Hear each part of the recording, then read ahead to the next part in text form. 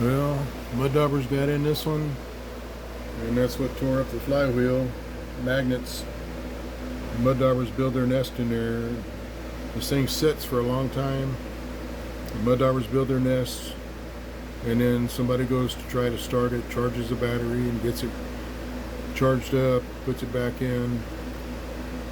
Then they crank the engine, and 9 times out of 10 it won't start because the fuel pump's dried out and shot.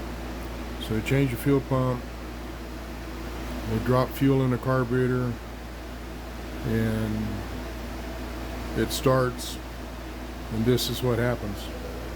Turns the magnets completely up and the charging stator completely up.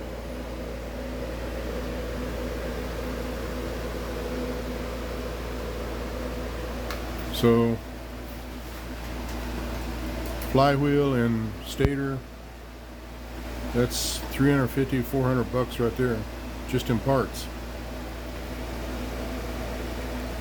So beware of mud daubers.